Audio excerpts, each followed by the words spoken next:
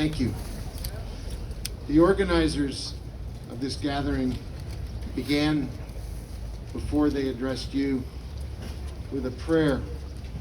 And I would like it if we would all together take a moment and bow our heads. Think about the long march to freedom that we've all been on, the people who have been lost over centuries to violence, to bigotry, to hatred across all parts of northern New Mexico and the country, the recent deaths that we mourn, the people we have lost to hatred. Let's take a minute and just bow our heads, say a prayer of your own, in your own way, about your own heart.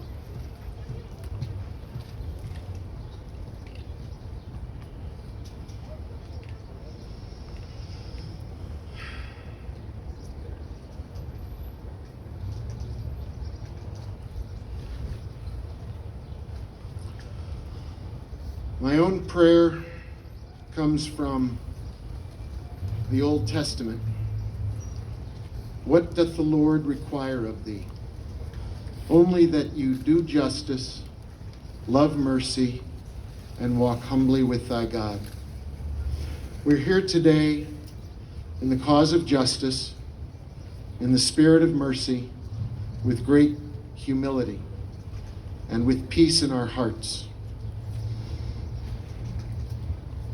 I want to thank the Three Sisters Collective for getting us here and for years of work, but also the many others who have contributed to bringing people together across boundaries in Santa Fe and northern New Mexico.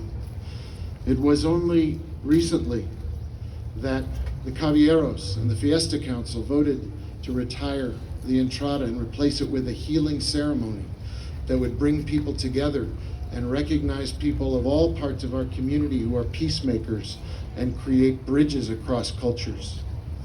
My predecessor, Mayor Gonzalez, was a peacemaker who brought people together and created the list of public statues and monuments that we now must address.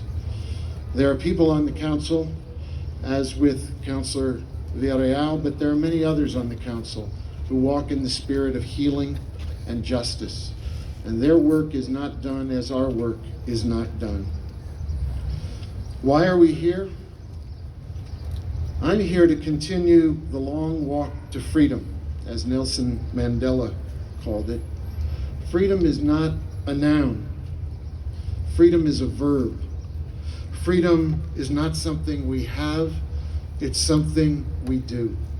It's something we practice or we risk losing it. This has been a good week for freedom and for social justice. 2 Supreme Court decisions have changed the lives of the LGBTQ community and have recognized the essential truth that we're all created equal and we deserve equality. The Supreme Court decision on our DACA residents is a victory for all of us.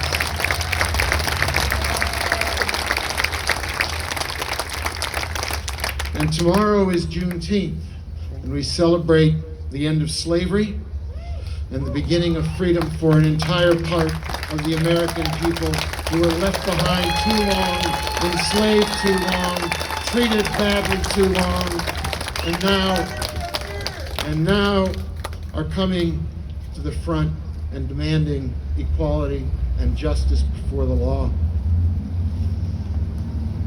This is a moment for all of us. History is knocking at our door. We are standing with our backs to the past and our face to the future.